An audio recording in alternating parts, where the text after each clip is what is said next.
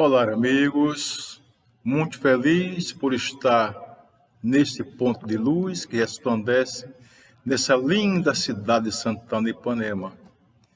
Cidade acolhedora que fica encravada aqui no sertão da nossa pequenina Lagoas.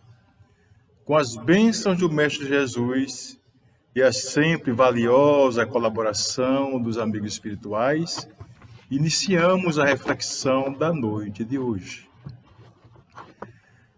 Em primeiro lugar, meus amigos, quero observar que nós passamos por um período de profunda reflexão. É o momento de olhar para dentro de nós mesmos e refletirmos sobre o que nós somos, quem amamos e se estamos dando devido valor para as coisas que realmente importam. Afinal de contas, a pandemia do novo coronavírus transformou o mundo de uma maneira nunca imaginada. As mudanças são evidentes, sejam elas nos aspectos social, ambiental e econômico. Com o recolhimento do ser humano, alguns indicadores do meio ambiente tiveram melhoras expressivas, isto em termos globais, como a qualidade de vida e o ressurgimento da flora e da fauna.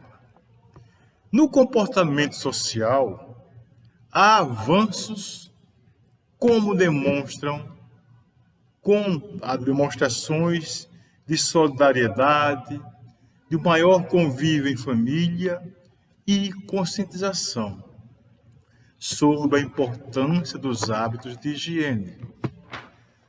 Por isso é que nós entendemos que nós estamos vivenciando um tempo de reflexão.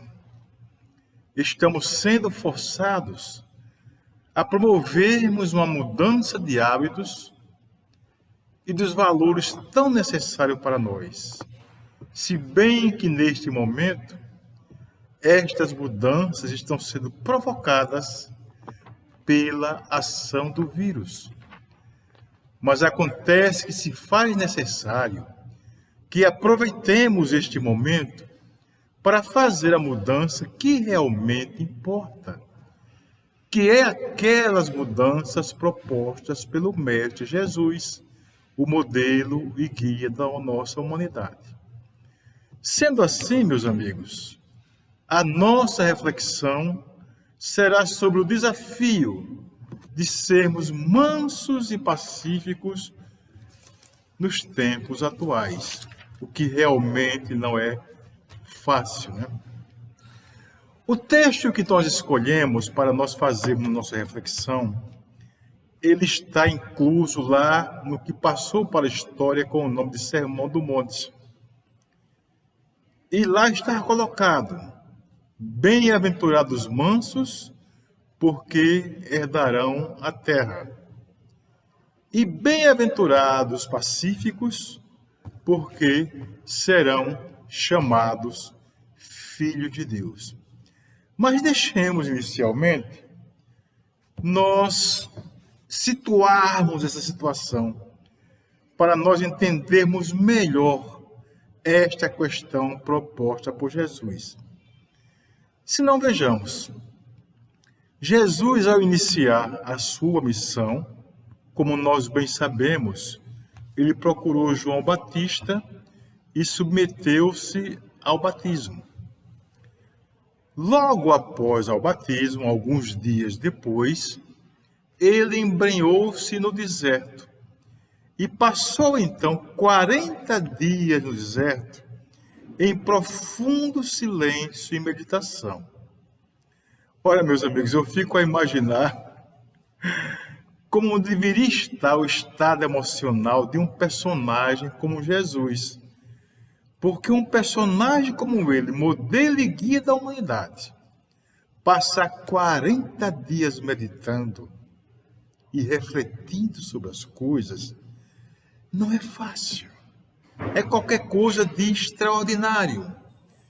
Principalmente porque Jesus, como nós bem sabemos e foi repassado por ele para nós, ele tinha uma ligação muito extensa, muito grande com o Pai. Tanto era que ele nos dizia, né? Eu e o Pai somos um, eu estou no Pai e o Pai está em mim. Esse personagem, após passar desses 40 dias, ele sai do deserto e ressurge na frente da população que o estava aguardando. Ele então sobe um pequeno monte e ali faz a sua mensagem ao povo. É a sua primeira mensagem ao povo. E que se deu, não é bem uma montanha nem um monte, numa pequena elevação. E essa pequena elevação, ela fica nas colunas de Curumati, localizado ao sudoeste do Lago de Genezaré. Eu fico a imaginar, meus amigos, o seguinte, é que Jesus saiu de um momento extraordinário de iluminação. Subiu ao monte para proferir o seu primeiro discurso para o povo. Ele deveria estar iluminadíssimo, sem sombra de dúvida. Naquele momento que passou para a posteridade com o nome de Sermão da Montanha ou Sermão do Monte, Jesus falou da vida futura, do vir a ser, que é justamente a plataforma do Reino de Deus, que representa o programa da divindade, visando a total autorrealização do ser humano. Quando nós observamos o que está contido no Sermão da Montanha, nós observamos que é uma linguagem completamente diferente da usual, cujo sentido é diferenciado. Como, por exemplo, logo no início vem as 8 bem-aventuranças, onde o mestre proclama felizes justamente aqueles que o mundo profano, o mundo normal, considera infelizes. Por exemplo, os mansos, os pacíficos, os puros, os sofredores, os que sofrem justiça. Para nós, essas pessoas são infelizes, mas para Jesus, na ótica colocada por ele, são bem-aventurados. E aí vale fazer um pequeno parênteses para nós fazermos a nossa primeira reflexão a respeito dessa parte, que é o seguinte: essas pessoas são consideradas bem-aventuradas pelo seguinte, porque inicialmente elas vão ouvir de Jesus as lições e os ensinamentos referentes a um mundo novo. A partir daí, as pessoas vão começar a internalizar o que aprenderam de Jesus dentro das suas próprias vidas. Fazendo isso, elas irão fazer o papel transformador de si mesmo. Essas pessoas se transformando, elas se tornarão, sem sombra de dúvida, um estranho no ninho. Porque elas vão viver dentro de uma sociedade que ainda não passou por esse processo. E por causa disso, sem sombra de dúvida nenhuma, irão sofrer as consequências de agirem diferentemente da regra geral. Então, elas padecerão determinadas incompreensões das pessoas que ainda não internalizaram aquela mensagem. E ao sofrer essas contrariedades, essa forma de agir dos que ainda não entenderam a mensagem, essas pessoas superarão tudo isso. E superando estas questões, elas se tornarão aptas a viver uma nova realidade, um mundo novo, e que Jesus chamou de reino de Deus ou reino dos céus. Assim, elas se tornaram bem-aventuradas. É essa a questão que Jesus coloca. Ou seja, bem-aventurados não é simplesmente o que sofre, não. Bem-aventurados é aqueles que sofrem injustiças e compreensões porque está trabalhando na causa do Mestre e conseguiu superá-la. Por causa disso é que nós podemos dizer que o Sermão da Montanha, ou Sermão do Monte, ela representa o mais profundo contraste entre os padrões do ser humano comum, profano, e o ideal do homem transformado. Porque, como é uma proposta do vir a ser, é um objetivo a ser alcançado. E quando nós vemos o ser humano de hoje, mesmo da época do passado, e o que ele poderá se transformar, nós vamos verificar que realmente é uma verdadeira cirurgia em si mesmo que o indivíduo terá que fazer para que o homem crístico possa nascer. Ou seja, o homem crístico é que o homem que se comporta conforme as lições aprendidas do Mestre Jesus.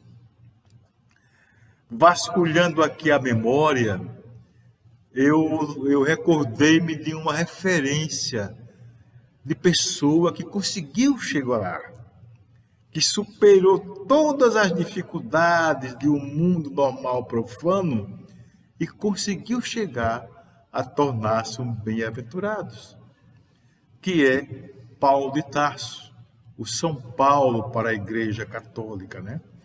Paulo de Tarso é um indivíduo extraordinário, porque no começo de sua vida, quando ele era chamado de Saulo, ele foi um perseguidor implacável dos primeiros cristãos.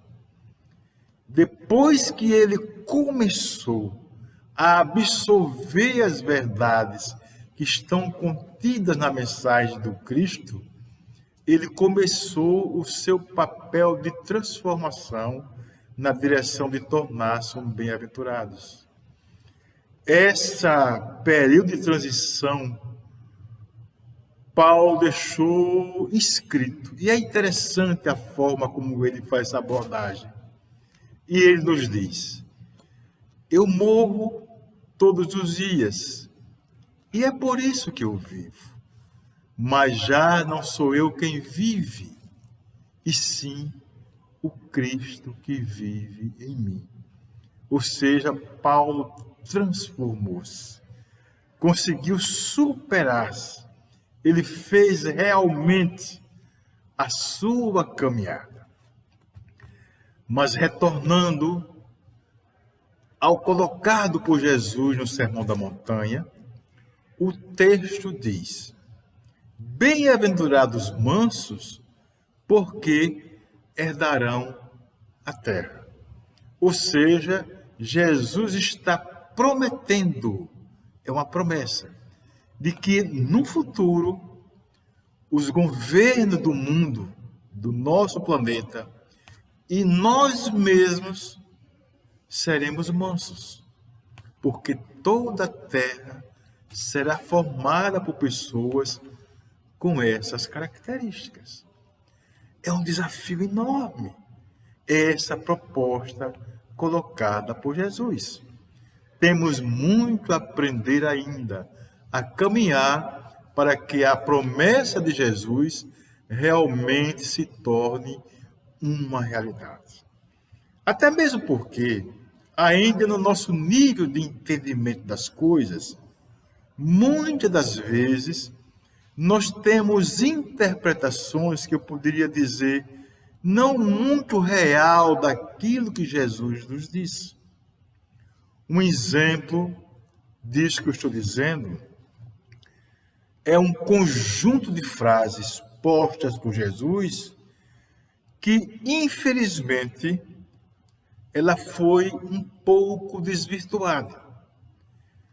Há um conjunto de frases de Jesus que diz o seguinte: vinde a mim, ó vós que estáis cansados e aflitos, e eu vos aliviarei. Aprendei de mim, que sou manso e humilde de coração, e encontrarás consolo para vossas dores. Ora, gente, nós sabemos muito bem que esse conjunto ele faz bastante sentido, mas desde que as frases sejam vistas no conjunto. Por quê? Porque quando nós pegamos uma frase específica e a destacamos do conjunto, ela praticamente perde o sentido. E é o que foi feito ao longo dos séculos. Lá no passado, foi destacado a frase inicial que diz: vinde a mim, ó vós que estáis cansados e aflitos, e eu vos aliviarei. Pronto. E a partir daí, esqueceram o resto do conjunto, e gerações foram formadas levando em consideração apenas essa frase deste conjunto. Vinde a mim, ó vós que estáis cansados e aflitos, e eu vos aliviarei. Com isso, formou-se ao longo dos tempos todas as gerações que consideravam Jesus como se fosse um ídolo a ser venerado, um ídolo a ser adorado. E esqueceram a questão principal, que antes de tudo, ele é um mestre a ser seguido. Ele é o mestre dos mestres. Vejamos o restante da frase. Ele nos diz: aprendei de mim. Vocês já imaginaram, meus amigos, o que é aprender de Jesus? Ou aprender algo? Vejam que na nossa idade, para nós aprendermos alguma coisa, já é meio complicado. Porque para poder aprender, por exemplo, um novo idioma, quero aprender o inglês, o espanhol, alguma coisa, algum outro. Só que para poder aprender, nós vamos ter que dispor de tempo, disciplina, perseverança e principalmente vontade. Porque se nós não nos dispusermos a utilizarmos destes elementos, nós não conseguiremos o intento de aprender nada.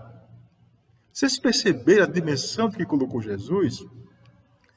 Aprendei de mim, ou seja, exige uma predisposição do indivíduo, uma vontade, uma disciplina de aprender o que Jesus nos ensinou. Em seguida vem um outro que também leva-nos à consideração, à reflexão, que é: aprendei de mim, que sou manso e humilde de coração. Ora, meus amigos, quando vemos o mundo da qual nós fazemos parte, e nós conseguimos captar dentro deste mundo determinadas palavras que praticamente identifica este mundo que nós vivemos, aí nós vemos o desafio da qual Jesus nos lançou. Como, por exemplo, nós vivemos em um mundo em que ninguém leva desaforo para casa. Eu ouvia, mesmo quando eu era criança, eu ouvia mesmo lá em casa.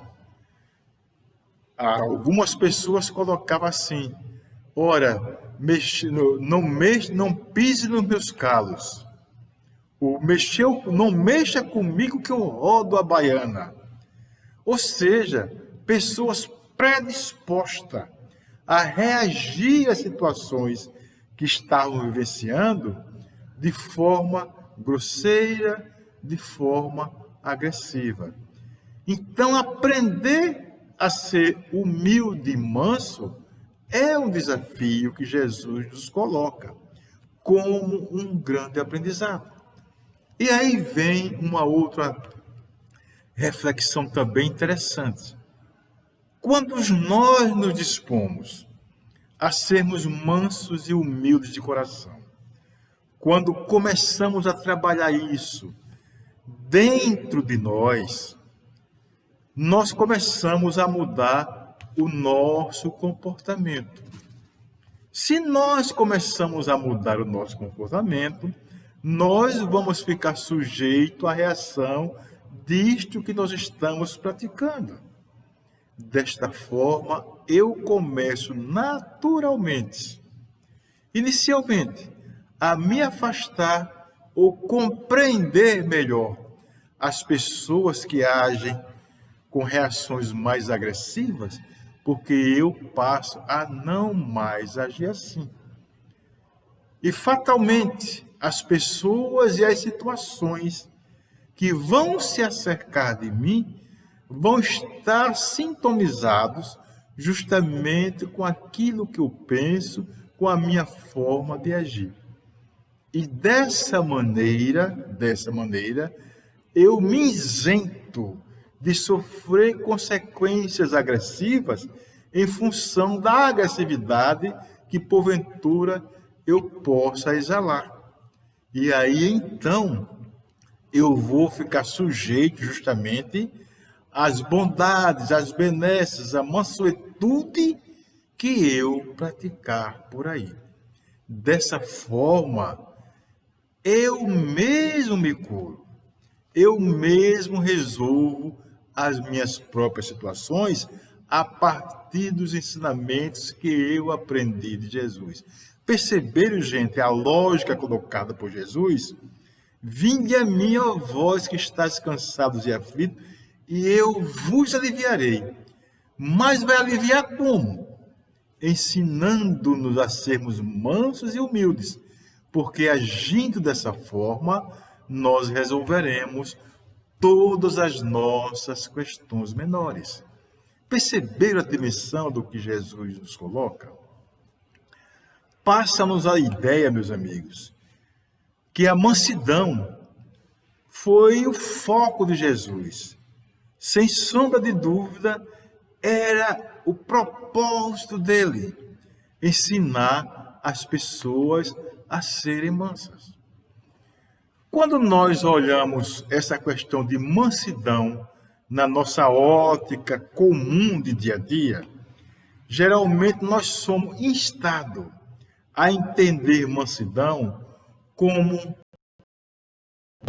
alguém que se afasta, que evita os confrontos, que sai da reta, ou mansidão visto como ociosidade, alienação.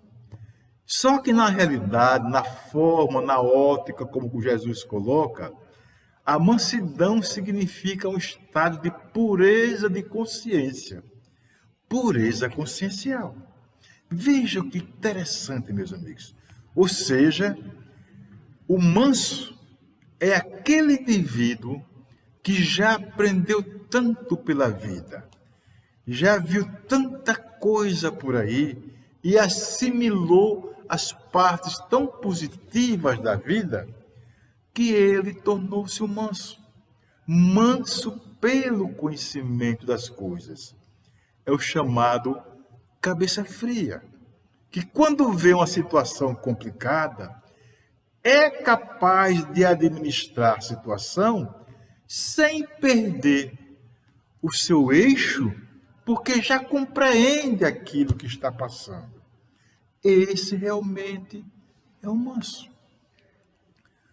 Quando nós falamos que alguém já tem a mansuetude, nós podemos dizer que esse alguém já atingiu ou já está quase lá de atingir o que podemos chamar de o seu eu divino, o seu eu divino.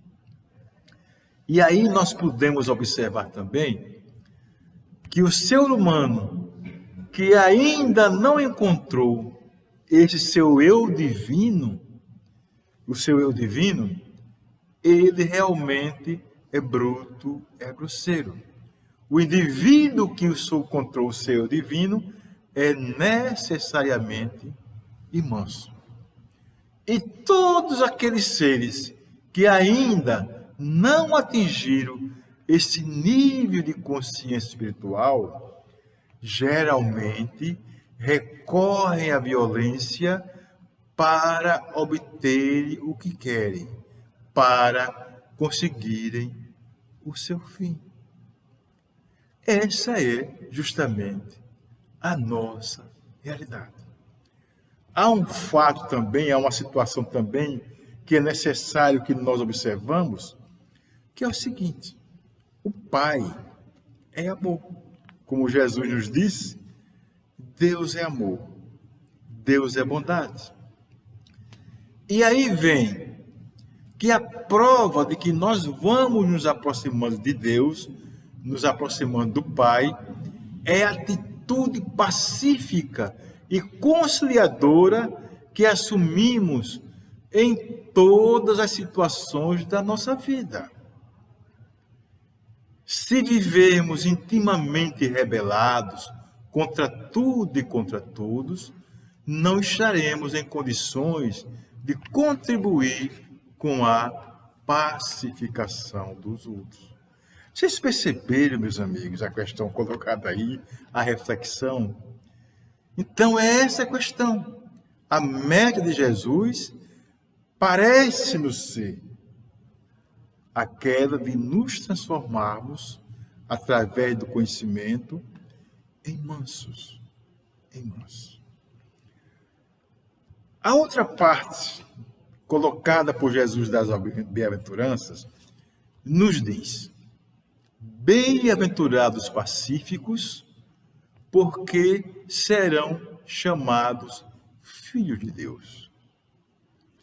Meus amigos, confesso a você que quando eu ouvi essa frase, essa bem-aventurança,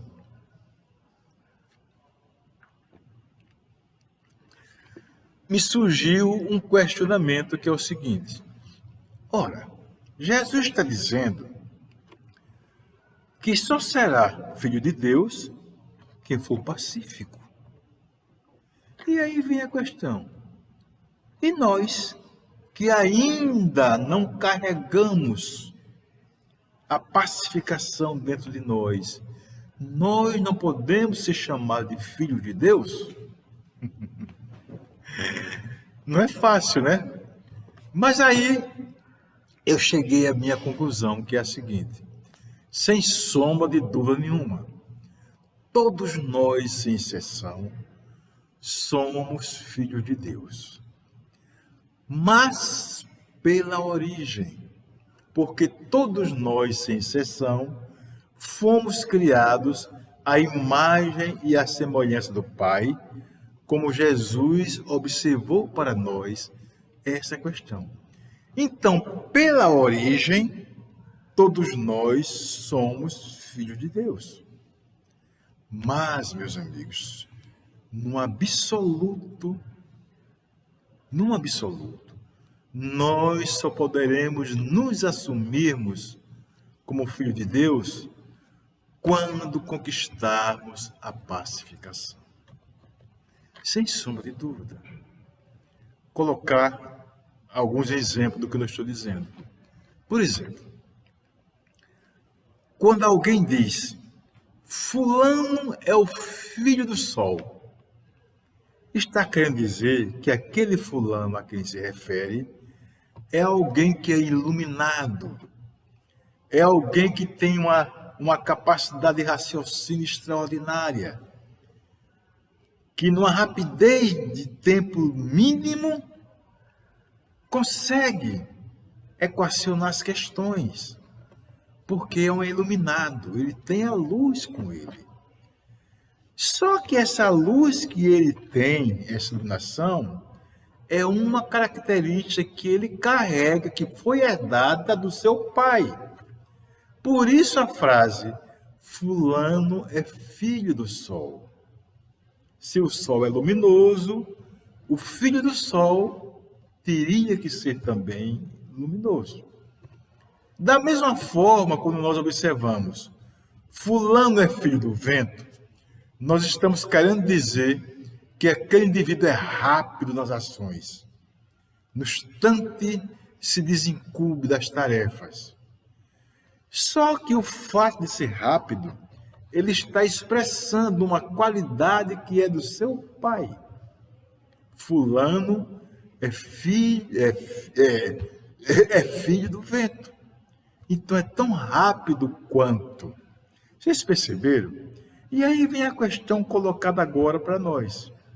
Quando nós dizemos que nós somos filhos de Deus, e aí vem a pergunta: será que nós já expressamos no nosso comportamento, nas nossas atitudes, aquilo que nós consideramos que Deus é, já que Deus é muito mais do que o que nós imaginamos? Como Jesus nos disse uma certa vez, Deus é amor. Permaneceis fiéis ao amor, que serais fiéis a Deus. Permanecer no amor, nós seremos filhos de Deus. E aí vem, será que nas nossas ações nós já conseguimos expressar isso? Expressar esse amor por todos, que é uma característica do nosso Pai?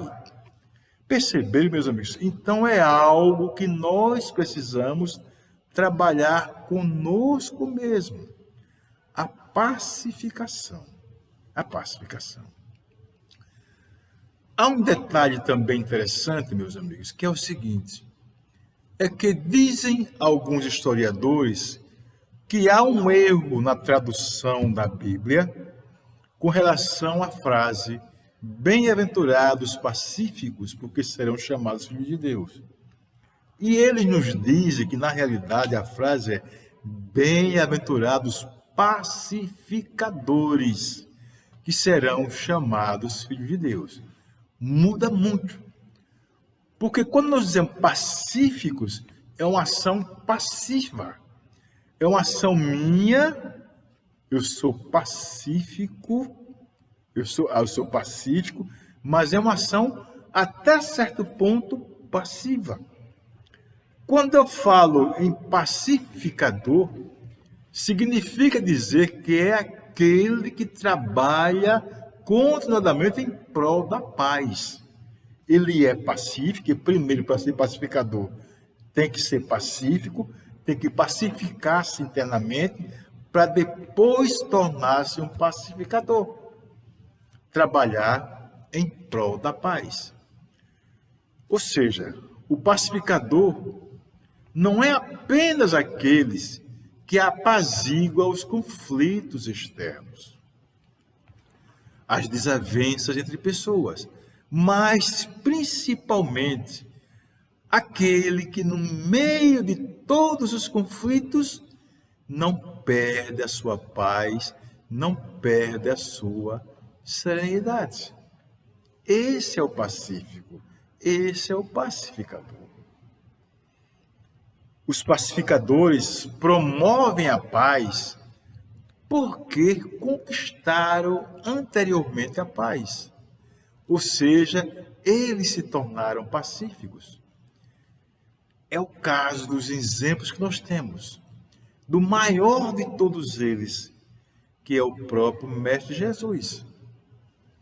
E depois dele, nós temos os grandes humanistas, como os nossos Franciscos, Francisco de Assis, Francisco Cândido Xavier, Mahatma Gandhi, Albert Schweitzer, Madre Teresa de Calcutá, Irmã Dulce, e tantos outros que ficaram na história pela sua força espiritual.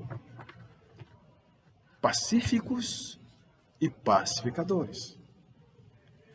De outra forma, nós observamos que Jesus estabeleceu como lei a doçura, a mansuetude, a afabilidade, e a paciência.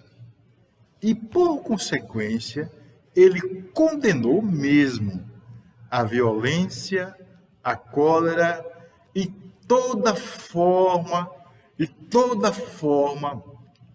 descortês de tratar o semelhante. Isso se chama benevolência. Isso se chama benevolência.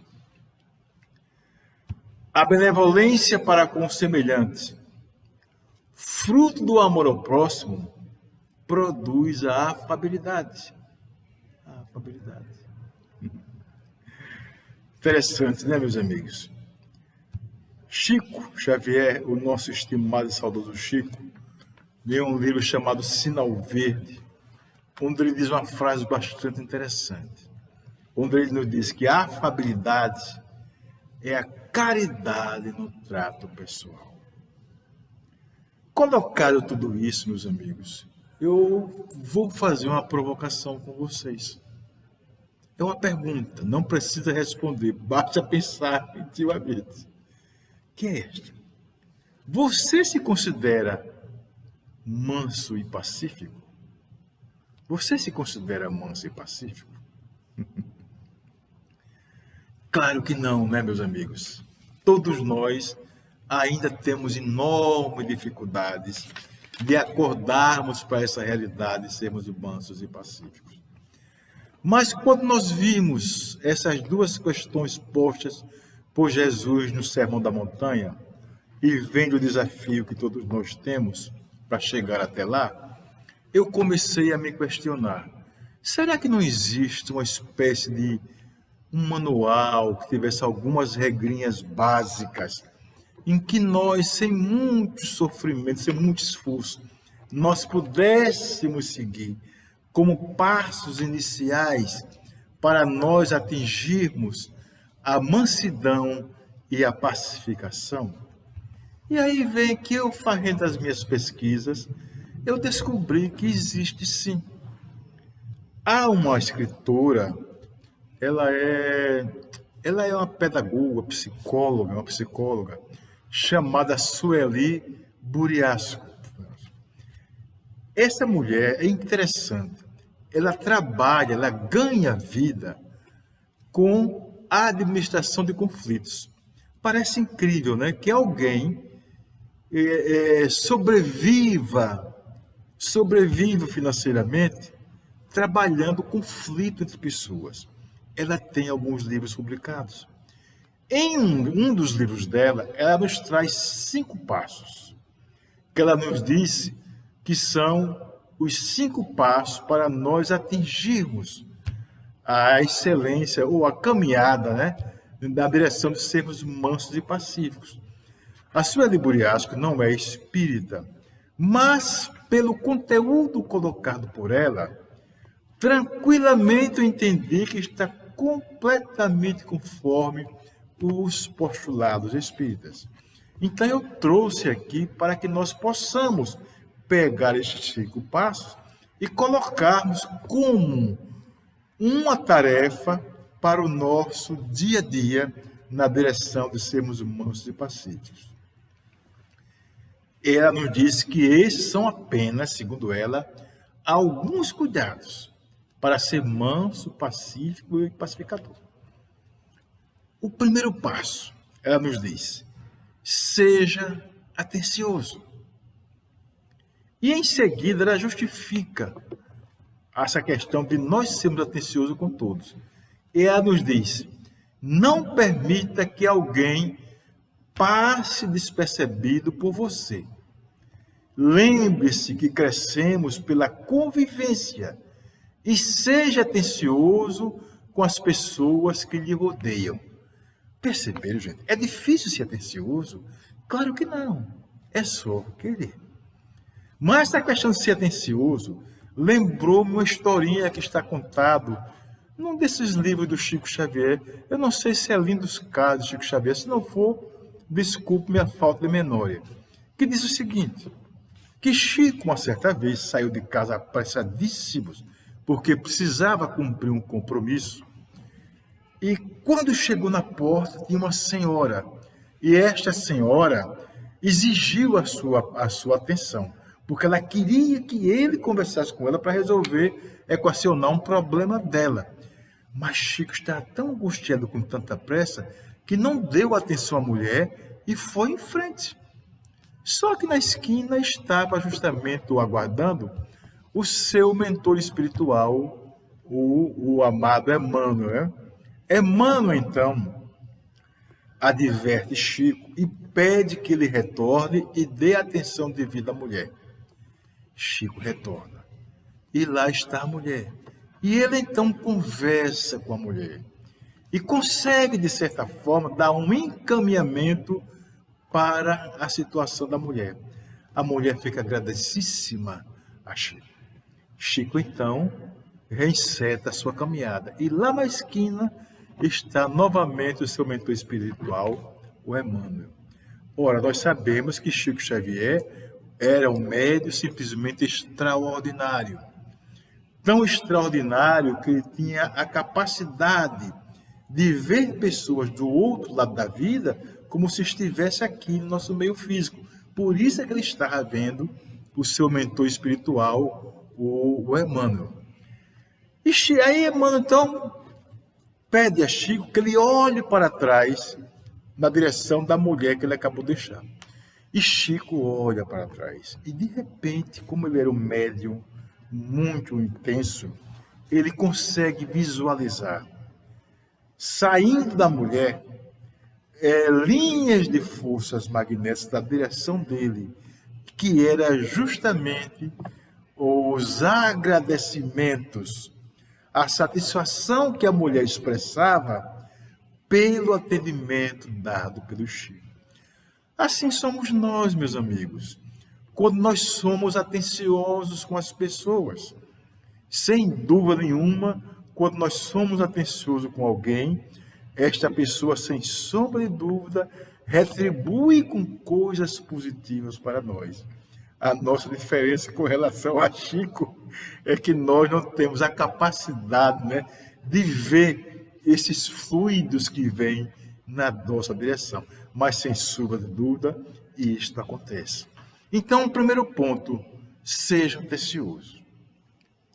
O segundo ponto de Chico, o segundo ponto colocado pela nossa escritora Sueli Buscriasco, ela nos diz, olhe nos olhos. Nossa, como é difícil, meus amigos, encarar o olho da outra pessoa, olho no olho. E aí a Sueli Buscriasco nos esclarece dizendo o seguinte, sempre vale a pena olhar no olho de alguém, e sorrir para dar um bom dia, mesmo sendo para pessoas desconhecidas. Um bom dia com sentimento é mais do que um cumprimento, é um desejo. Assim, ao perguntar se está tudo bem, ouça a resposta. Olha que fantástico, meus amigos. Nós estamos habituados, devido à contingência da vida que levamos, essa correria, de darmos boa tarde, boa noite às pessoas de forma maquinal, sem levarmos em consideração o que nós estamos dizendo. E o ensinamento aqui recebido é que nós coloquemos sentimento quando cumprimentarmos alguém, porque sem sombra de dúvida isso tem resposta extremamente positiva, extremamente positiva. Há uma historinha que eu faço questão de contar para vocês, que é muito divertida, que é a seguinte. Existe um pseudopedagogo muito conhecido, muito famoso, chamado Léo Buscaglia. Léo Buscaglia é um estudioso do comportamento humano. E o Léo Buscaglia, em um dos seus livros, conta uma história interessante. Ele começa inicialmente falando do que se chamou de a síndrome do elevador. A síndrome do elevador é o seguinte: quando nós entramos no elevador, que geralmente já vem outras pessoas, nós fazemos o seguinte: entramos no elevador e damos as costas para as pessoas que estão dentro e ficamos de frente para a porta. E aí vem, à medida que o elevador vai se mexendo, nós começamos a sentir um certo desconforto dada a proximidade do outro. É como se nós não tivéssemos acostumados a isso. E esse desconforto vai aumentando. As pessoas quase que não conversam entre si. É um silêncio sepulcral que cai dentro do elevador naquele momento, porque nós não estamos acostumados a estarmos com a presença do outro. E esse desconforto só desaparece quando a porta se abre e cada um toma o seu destino. E o Neo Buscaglia conta o seguinte, que uma certa vez ele estava no prédio onde ele morava e resolveu pegar o elevador. E aí ele, sabendo dessa cena do elevador, resolveu fazer uma experiência comportamental para posteriormente ele explorar como material de pesquisa. Aí ele foi, quando o elevador abriu as portas, o elevador estava cheio. Aí ele entrou no elevador. Quando ele entrou, ele, ao invés de fazer o que todos nós fazemos, ficar de costas para as pessoas, ele continuou de frente. Ora, imagine o incômodo que começou a crescer. Ele de frente para as pessoas e começou a olhar diretamente nos olhos das pessoas, olhando um por um nos olhos. O incômodo foi muito grande. O desconforto estava enorme. E o elevador andava e as pessoas não sabiam o que fizesse. E ele continuava olhando para as pessoas. E aí então narra que o momento crítico em que pareceu que ia explodir o elevador, o espaço, foi quando ele, olhando nos olhos das pessoas, ele disse essa frase: que tal se nós nos amássemos hoje? Que tal se nós nos amássemos hoje? Ele narra que ficou impraticável. Um ambiente pequeno, com as pessoas ali dentro, incomodadíssimas. E ele disse que o interessante foi quando o elevador parou. O elevador parou, quando abriu as portas, as pessoas saíram em desabalada carreira, atropelando-se umas às outras, algumas chegando até a tropeçar e a cair. Veja que interessante, né? E ele explora posteriormente essa situação num dos livros dele. Realmente, meus amigos, há uma necessidade de que nós passemos realmente a olhar nos olhos das pessoas para poder criar justamente esse campo energético saudável. Então vejamos, a primeira pedra do caminho é seja atencioso com todos. A segunda é olhe nos olhos. A terceira é a seguinte, ela nos diz, seja útil. E ela então coloca algumas observações dizendo, seja útil no trânsito, dê preferência, faça pequenos favores, observe o que pode ser feito para aliviar tensões. Pequenas atitudes podem aproximar de vez pessoas e despertar muito sorriso. Sem dúvida, né, gente?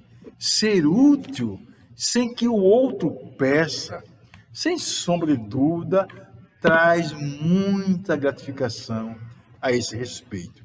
Mas o que me chamou a atenção nesta questão colocada por ele foi essa: observe o que pode ser feito para aliviar tensões. Vou colocar para vocês a minha própria experiência, que é curtinha a história. Eu, quando comecei no Espiritismo, a casa que eu frequentava, o Manuel Batista, o Instituto Espírita Manuel Batista, ele tinha características que era justamente a educação. Então, tinha vários cursos lá dentro. E eu comecei como estudante da doutrina espírita. E nesses cursos, eu aprendi o grande valor da prece. E no que me foi dito, eu depois ratifiquei com o que a própria ciência nos diz, que diz o seguinte, que tudo que se mexe cria vibrações. E essa vibração cria, em torno do objeto que se mexe, ondas concêntricas. Ora, nós pensamos continuadamente. Então, quando nós pensamos, nós mexemos com a nossa mente. A nossa mente mexendo, nosso cérebro em ação, ele vibra, e vibrando também cria ondas concêntricas, semelhantemente a como uma poça de água, onde nós jogamos uma pedra. Então, aquelas ondas são formadas. Essas ondas poderão ser mais longas ou mais curtas, a depender da força que nós imprimimos na pedra ou no tamanho da pedra. No nosso caso específico, é da força do nosso pensamento. Ora, o que nós pensamos, ele vai em frente. E se ele encontrar pessoas que estão pensando semelhantemente a nós, eles se somam. Ou se o nosso pensamento for maior do que a outra onda que vem em nossa frente de pensamento, a tendência é a minha a anular a outra, que é a resultante. Ou então, se as duas tiverem pesos iguais, elas simplesmente se repelem. E aí vem a questão. Quando nós pensamos, nós colocamos em ação o nosso pensamento. Mas também vem o sentimento, porque oração, prece, nada mais é do que coração e mente em ação. E aí, quando nós fazemos isso, nós colocamos bastante longe, devido ao sentimento, aquilo que nós estamos pensando. E dessa forma, torna-se uma força poderosa, que poderá encontrar outras pessoas pensando de maneira semelhante e elas irão se somar.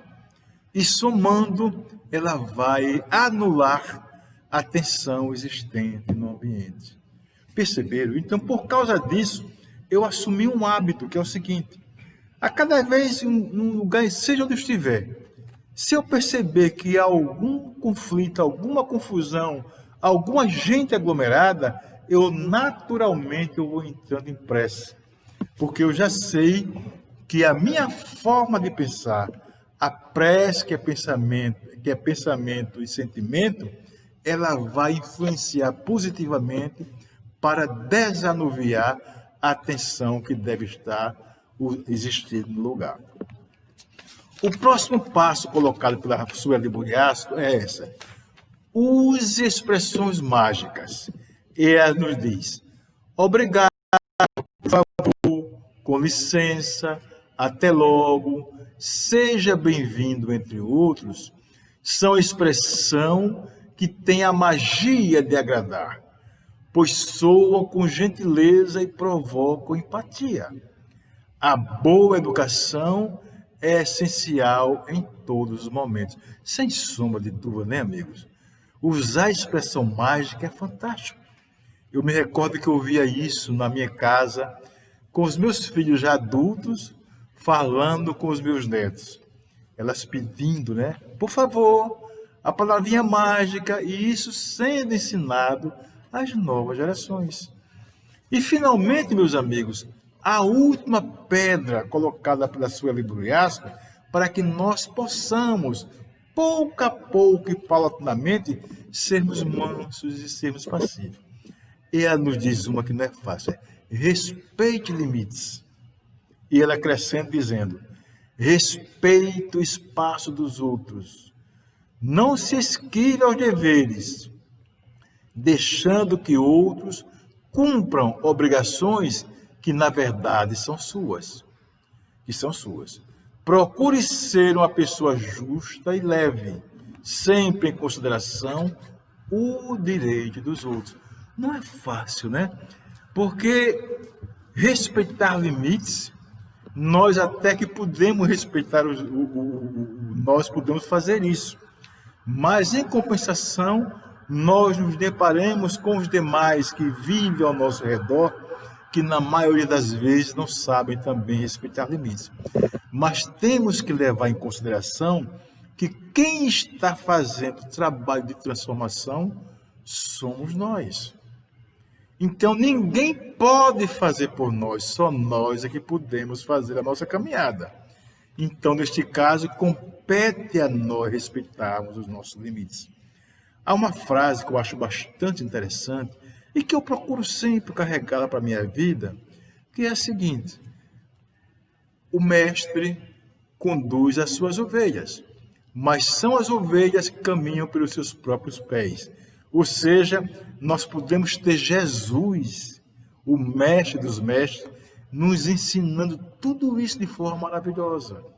Mas acontece que quem coloca em prática somos nós, sou eu.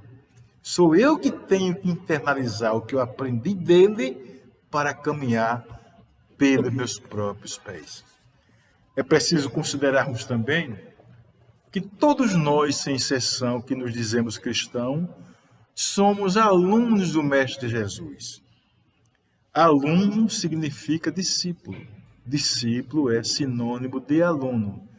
Se é assim, nós precisamos colocar em prática aquilo que Jesus nos disse. E podemos começar seguindo essas regrinhas colocadas pela nossa escritora extraordinária, Sueli Muriasco. Porque Jesus nos disse: meus discípulos serão conhecidos por muitos se amarem. Ou seja, sendo mansos e pacíficos. E a realidade que nós estamos vivenciando hoje, o que o mundo espera de nós hoje, é que nós possamos colocar tudo isso em prática. Porque um novo mundo está aí sendo nos apresentado. Meus amigos, aqui ficamos nós com essas reflexões e pedimos ao Mestre Jesus que abençoe a todos nós e até o próximo encontro.